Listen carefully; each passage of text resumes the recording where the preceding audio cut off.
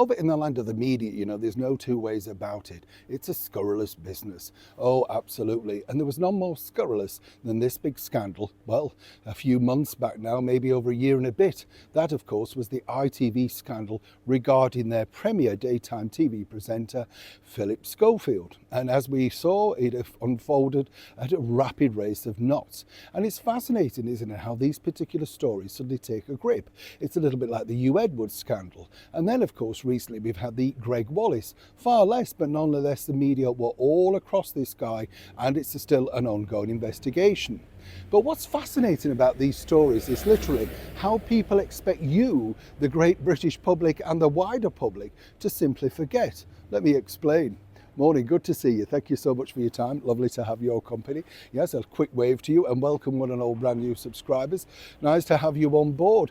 I don't know if you find this with scandals. They come thick and fast now that you can hardly keep up.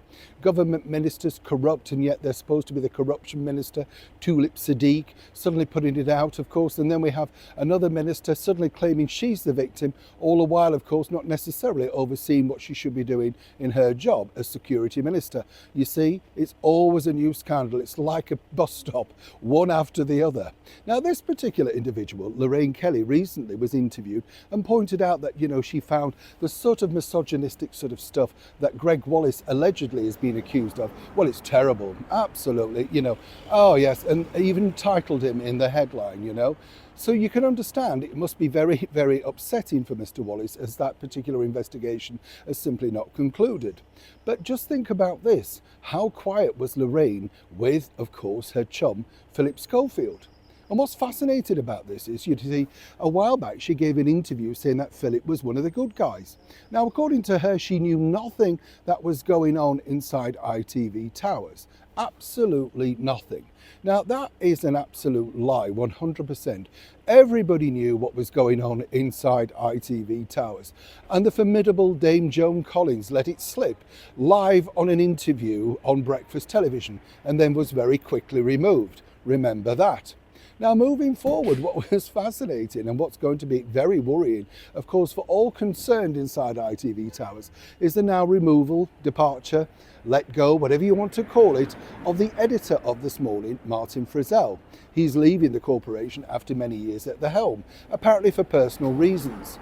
I can tell you that Martin's been actively pursued by book publishers who want to get his version of events on, well, life inside ITV. Now, literally free the curtails of that particular corporation and perhaps seeing that maybe no big television giant is going to come forward and offer him another TV contract. Well, what's he got to lose? This must set absolute tremors, I've been told, inside ITV Towers. And as I say, you go back to Lorraine and you say, so you've been over there 35 years. You never heard any of these rumours. You never had the scandal gossip chat inside the makeup room, the green room, or simply talking to the many crew that you've worked with that have intertwined with This Morning for years. And we're supposed to believe that. Yet, again, it's terrible. It's terrible though, but not unless, of course, it's a scandal very close to home. You get what I'm saying? Martin, if you're listening, watching, and I'm sure you do, the book will be very irresistible to turn down. But of course, that could be the end of your career too. It's a developing story. When I know more, you'll know more. Neil Sean in the very heart of London.